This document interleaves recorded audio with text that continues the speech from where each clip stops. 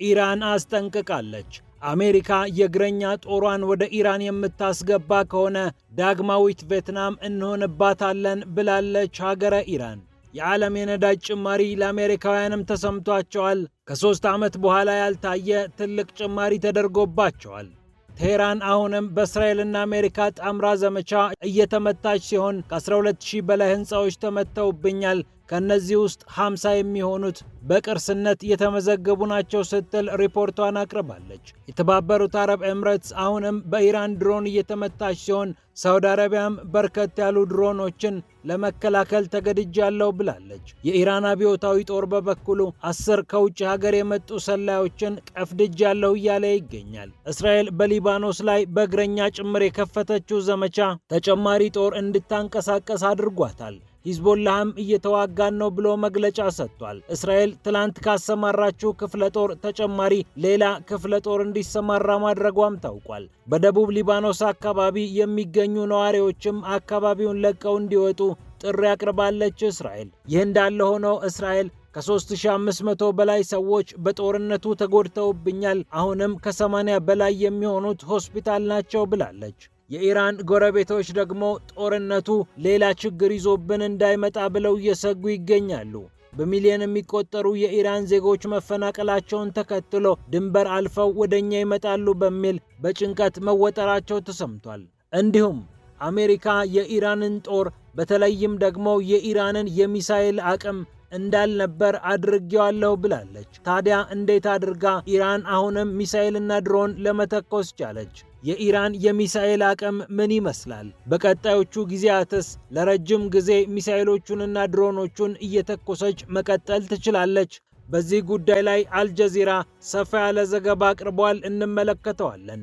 ፒያሳ ኔትወርክን ስትከታተሉ ሁሉንም በጥልቀት እንደምታገኙ እናረጋግጥላችኋለን። ፒያሳ ኔትወርክን ሰብስክራይብ፣ ላይክ እና ሼር በማድረግ የፈጣን የተአማኒና የጥልቅ ዘገባዎች ቤተሰቡን ስንል በአክብሮት ጋብዘናል። አሁን ወደ ጉዳዮቻችን አለፍን።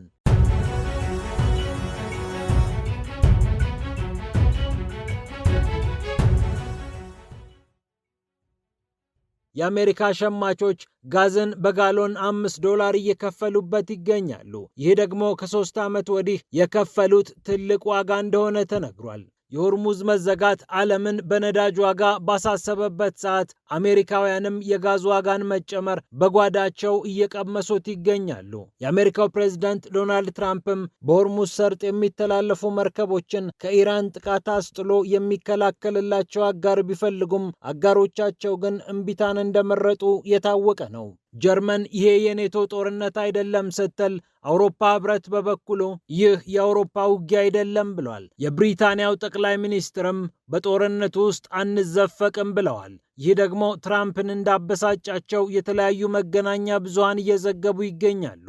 ይህ እንዳለ ሆኖ ኢራን አስጠንቅቃለች። በእግረኛ ውጊያ ለመዋጋት ጦራችሁን የምታንቀሳቅሱ ከሆነ፣ ወታደሮቻችሁ የኢራንን መሬት የሚረግጡ ከሆነ ዳግማዊት ቬትናም እንሆንባቸዋለን ብላለች ኢራን። የኢራን ምክትል የውጭ ጉዳይ ሚኒስትር የሆኑት ሳይድ ቃቲብ ዛዴህ ናቸው ይህንን የተናገሩት። ከስካይ ኒውስ ጋር በነበራቸው ቆይታ እንዲህ አሉ። በቬትናም የሆነውን ነገር ማንበብ ይኖርባቸዋል። አሜሪካውያኑ እዛ የገጠማቸውን ነገር ኢራን ውስጥ እንዲገጥማቸው እናደርጋለን ሲሉ ምክትል የውጭ ጉዳይ ሚኒስትሩ ተናግረዋል። ወደዚህ ጦርነት ውስጥ የከተቷቸውን ሰዎች እስራኤልን ማለታቸው ይመስላል። አሁን ደግሞ ወደ ማጥ ውስጥ እየከተቷቸው ይገኛሉ ብለዋል። በተመሳሳይ የኢራኑ የውጭ ጉዳይ ሚኒስትር አባስ አራግቺ የአሜሪካ መገናኛ ብዙሃን ያሰራጩትን ዘገባ ሐሰት ነው ብለዋል። አባስ አራግቺ ያስተባበሉት የአክሲዮስን ዘገባ ነው። አክሲዮስ የተለያዩ የአሜሪካ ዲፕሎማሲያዊ ምንጮችን ጠቅሶ የኢራኑ የውጭ ጉዳይ ሚኒስትር አባስ አራግቺ የአሜሪካ ፕሬዝዳንት ልዩ ልዑክ የሆኑትን ስቲቭ ዊትኮፍን እያነጋገሩ ይገኛሉ በሚል ነበር ዘገባውን ያቀረበው። እኔ ከስቲቭ ዊትኮፍ ጋር የተነጋገርኩት አለቃቸው ጦርነቱን ከማወጃቸው በፊት ነው። ይህ ሀቅ የሚቀየር አይደለም። ምናልባት የነዳጅ ነጋዴዎችን ወይም ደግሞ ሕዝባቸውን ለማረጋጋት አሜሪካውያን እየተጠቀሙበት ያለው መንገድ ሊሆን ይችላል ሲሉ በኤክስ ገጻቸው ላይ ምላሽ ሰጥተዋል።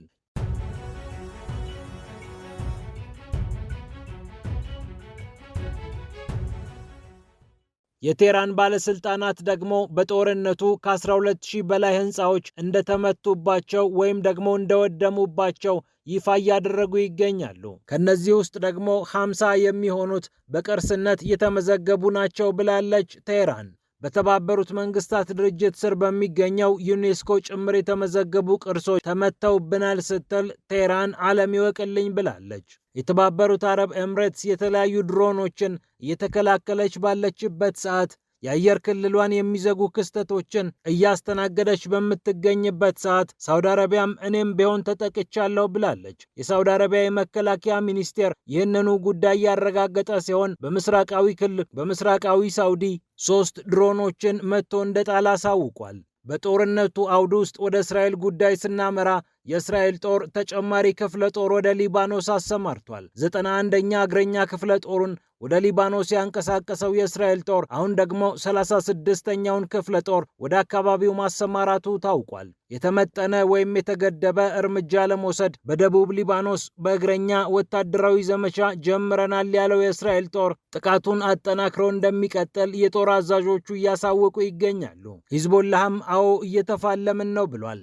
በደቡብ ሊባኖስ የሚገኙ ዜጎች እንዲለቁ ያሳሰበችው እስራኤል በተለይ በዞህራኒ ወንዝ አካባቢ ማንም እንዳይንቀሳቀስ እያለች ትገኛለች። የሂዝቦላህን መሠረተ ልማቶች እንዲሁም ተዋጊዎቹን ለመደምሰስ ጦር ሰብቀን ወደ ሊባኖስ ገስግሰናል ሲል ያሳወቀው የእስራኤል ጦር እስከ መጨረሻው እንቀጥላለን እያለ ይገኛል። እስራኤል በዚህ ጦርነት 3530 የሚሆኑ ዜጎቼ ተጎድተውብኛል ያለች ሲሆን 86ቱ የሚሆኑት አሁንም ሆስፒታል ናቸው፣ 8 የሚሆኑት ደግሞ በጠና ታመዋል ስትል ገልጻለች። የእስራኤል የጤና ሚኒስቴር ነው ይህንን ጉዳይ በተመለከተ ማብራሪያ የሰጠው። 3530 የሚሆኑ ሰዎች ሆስፒታል ገብተው ነበር ሲል ሚኒስቴር መስሪያ ቤቱ አሳውቋል።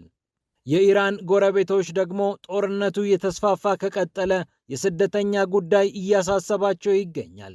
በሚሊዮን የሚቆጠሩ ኢራናውያን በጦርነቱ ምክንያት መፈናቀላቸው ይታወቃል። የተባበሩት መንግስታት ከ3.2 ሚሊዮን በላይ የሚሆኑ ኢራናውያን በጦርነቱ ምክንያት መፈናቀላቸውን አትቷል። ወደ ጎረቤት ሀገራት የተሻገሩት ኢራናውያን ቁጥር ለጊዜው ብዙም ባይሆንም ከዚህ በኋላ ጦርነቱ የሚስፋፋ ከሆነ ግን ግድ መጠለያ ለማግኘት ወደ ጎረቤት ሀገራት እንደሚሰደዱ እየተጠበቀ ይገኛል። የረድኤት ተቋማትም ይህ ጉዳይ ከወዲሁ አሳስቧቸው እያስጠነቀቁ ናቸው። የኢራን አብዮታዊ ጦር በበኩሉ 10 የሚሆኑ የውጭ ዜጎች በሀገሪቱ ሊሰልሉ ሲሉ እንደተያዙ ታስኒም የዜና አውታር ዘግቧል። የዜግነታቸው ጉዳይና ምን ሲያደርጉ በትክክል እንደተያዙ አብዮታዊ ጦሩ ተጨማሪ መረጃ አልሰጠም።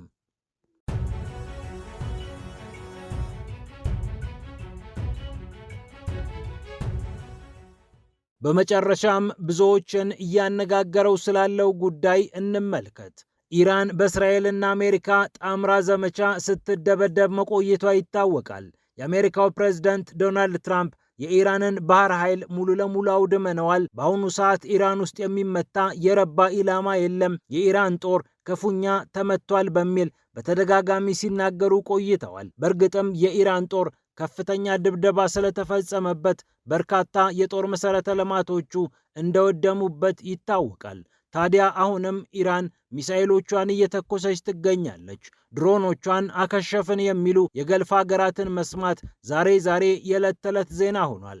ታዲያ ኢራን ይህንን እንደምን ልታደርግ ቻለች? አልጀዚራ በዚህ ጉዳይ ላይ የተለያዩ የጦር አዋቂዎችን አነጋግሮ ሰፋ ያለ ሀተታ አቅርቧል። ኦፕሬሽን ኤፒክ ፊውሪ ብለው የአሜሪካው ፕሬዝዳንት ዶናልድ ትራምፕ ዘመቻ ከጀመሩ አንስቶ የኢራን ግዙፍ የጦር መርከቦች እንዳልነበሩ መሆናቸው ሲነገር ቆይቷል። የሚሳኤል አቅሟም ተዳክሟል ብለው ፕሬዝዳንቱ ጭምር ተናግረዋል። ይሁንና አሁንም ሳውዲ አረቢያ፣ የተባበሩት አረብ ኤምሬትስ እንዲሁም ባህሬን ሚሳኤል ተተኮሰብን ወይም ድሮን ተወነጨፈብን እያሉ ሪፖርት ያቀርባሉ።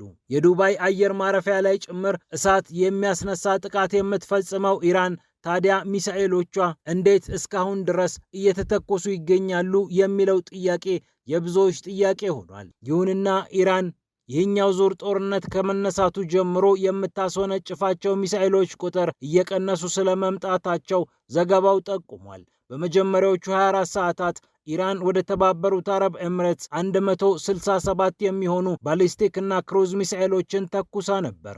ከሚሳኤሎቹ በተጨማሪ ወደ አቡዳቢ 541 የሚሆኑ ድሮኖችን ተኩሳለች። ጦርነቱ በተጀመረ በመጀመሪያው ቀን ይህን ከተኮሰች በኋላ በ15ኛው ቀን ግን ተመሳሳይ መጠን ያላቸው ሚሳኤሎችንና ድሮኖችን አልተኮሰችም። 4 ሚሳኤሎችና 6 ድሮኖች ናቸው በ15ኛው ቀን የተተኮሱት። ወደ እስራኤል የሚተኮሱት ሚሳኤሎችም ጭምር እንዲሁ በመጠናቸው ቀንሰዋል። 100 የሚሆኑ ሚሳኤሎችን በመጀመሪያዎቹ 2 ቀናት የተኮሰችው ኢራን ኋላ ላይ 10 ወደማይሞሉ ሚሳኤሎችና ድሮኖች ዝቅ አድርገዋለች። ፔንታገን በበኩሉ ኢራን የምትተኩሳቸው ሚሳኤሎች በ90 በመቶ ቀንሰዋል፣ ከመጀመሪያው ቀን ሲነጻጸር የድሮኑም በ86 በመቶ ወርዷል ሲል ሪፖርት አቅርቧል። ኢራን ከፍተኛ መጠን ያለው የሚሳኤል ክምችት እንዳላት ይታወቃል።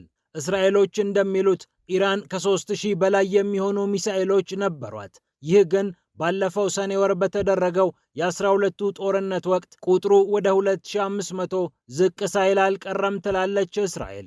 ታዲያ እነዚህን ሚሳኤሎች በገፍ እንዳታስወነጭፍ ነበር አሜሪካና እስራኤል በጣምራ ልዩ ዘመቻ የከፈቱባት። ኢራን ከ410 እስከ 440 የሚሆኑ የሚሳኤል ማስወንጨፊያ እንዳላት ይታመናል። ከነዚህ ውስጥ 290 የሚሆኑትን የእስራኤልና የአሜሪካ ዘመቻ አውድሟል ሲል ዓለም አቀፉ የጦርነት ጥናት ተቋም ጠቁሟል። ታዲያ አሁንም ኢራን በመቶዎች የሚቆጠሩ የሚሳኤል ማስወንጨፊያዎች አሏት ማለት ነው። ሚሳኤሎችን በተለያዩ አካባቢዎች መደበቅ ቢቻልም ሚሳኤሎቹ በሚተኮሱበት ሰዓት ግን መተኮሻው የሚለቀው ጭስና እሳት በሳተላይት የሚታይ ስለሚሆን ወይም በሌሎች የራዳር ስርዓቶች የሚታወቅ ስለሆነ የተተኮሱበት ቦታ የት ነው፣ ማስወንጨፊያውስ የት ላይ ተተክሏል የሚለውን አሜሪካና እስራኤል በቀላሉ ማግኘት ይችላሉ። ታዲያ ይህንን ችግር ለመፍታት ኢራን ተንቀሳቃሽ ወይም ሞባይል የሆኑ ላውንቸሮችን የምትጠቀምበት ዕድል እየሰፋ መጥቷል። አንድ ቦታ ተኩሶ ሌላ ቦታ መገኘት እንደማለት ነው። እንዲህም ሆኖ ታዲያ ኢራን ሚሳኤሎቿን ቆጥባ በገልፍ ሀገራት ላይ እየተኮሰች ትገኛለች። በቀጣዮቹ ጊዜያትም እንዲሁ እየቆጠበች መተኮስ የምትቀጥል ከሆነ በአካባቢው ኢኮኖሚ፣ በዓለም ኢኮኖሚ ላይ የሚደርሰው ጫና ከፍተኛ ነው። የሆርሙዝ ሰርጥን ጥቂት ሚሳኤል በመተኮስ ብቻ ወይም ጥቂት መርከቦችን በመምታት ብቻ ማስቆም ትችላለች። ምክንያቱም የትኛው ጦር መጥቶ እኛን ያስጥለናል ብለው እነዚህ ነዳጅ ጫኝ መርከቦች ወደ አካባቢው ለመግባት ወይም ከአካባቢው ለመውጣት ስለሚቸገሩ። እናም ኢራን ያሏትን ሚሳኤሎች በአካባቢው ሀገራት በመተኮስ የነዳጅ ስርጭቱን በማወክ ኢኮኖሚያዊ፣ ጂኦግራፊያዊና ወታደራዊ አቅሟን እንደምትጠቀምበት ይጠበቃል። አሜሪካውያን በጋሎን $5 እየከፈሉ ጋዝ በሚገዙበት ሰዓት ግጭቱ በዚህ የሚቀጥል ከሆነ ኢራን ጠብ እያደረገች ሚሳኤሎቹንና ድሮኖችን እዚህም እዚያም የምትተኩስ ከሆነ ይህ ገበያ የታወቀው ደግሞ በጦርነቱ ምክንያት መሆኑ ስለሚታወቅ በትራምፕ ላይ ጫና መፈጠሩ አይቀርም። ሌላኛው የኢራን አቅም ድሮን ሲሆን ሻሂድ 136 የተባሉት ሀገር በቀል ድሮኖች የተለያዩ ጥቃቶችን ለማድረስ ምቹ እንደሆነ ይነገራል። በአነስተኛ ፋብሪካ ጭምር የሚመረቱት እነዚህ ሻሂድ 136 ድሮኖች በብዛትና በርካሽ መመረት የሚችሉ ስለሆነ በሌላኛው ወገን ባለው የአየር መከላከያ ስርዓት ላይ ከፍተኛ ጫና ይፈጥራሉ። አንዱ ፋብሪካ ቢመታ በአንደኛው ድሮኖቹን ማምረት ስለሚቻል ሻሂድ 136 የኢራን ብርቱ አቅም ሆኖ ተቀምጧል። ይሁንና እነዚህ ድሮኖች በሰዓት መብረር የሚችሉት 185 ኪሎ ሜትር ስለሆነ በሄሊኮፕተሮችም ጭምር ይመታሉ። ድሮኖቹ በአየር መከላከያ ስርዓት ሲታዩ በቀላሉ መመታት የሚችሉ እንደሆኑ በርካቶች ቢስማሙም በገፍ በሚለቀቁበት ሰዓት የአየር መከላከያ ስርዓትን ከማስጨነቃቸውም ባለፈ እነዚህን ርካሽ ድሮኖች ለመምታት አሜሪካና አጋሮቿ የሚተኩሷቸው ሚሳኤሎች ፈተና መሆናቸው እንደማይቀርም ይጠቆማል። ፍልሚያው በዚህ ከቀጠለ ይላሉ ቫሊ ናስር የተባሉ ዓለም አቀፍ ጉዳዮችን የሚያጠኑ የጆን ሆፕኪንስ ዩኒቨርሲቲ ፕሮፌሰር፣ ጦርነቱ በዚህ መልኩ የሚቀጥል ከሆነ የአሜሪካ ቦምቦች ኢራንን የሚጎዱትን ያህል ኢራንም በአሜሪካ ኢኮኖሚ ላይ እኩል ጉዳት ማድረስ ትችላለች። ፒያሳ ኔትወርክን ስትከታተሉ ስለቆያችሁ ክብረት ይስጥልን ብለናል። ፒያሳ ኔትወርክን ሰብስክራይብ፣ ላይክ እና ሼር በማድረግ የፈጣን የተአማኒና የጥልቅ ዘገባዎች ቤተሰቡን ስንል በአክብሮት ጋብዘናል። ሰላም ለዓለማችን።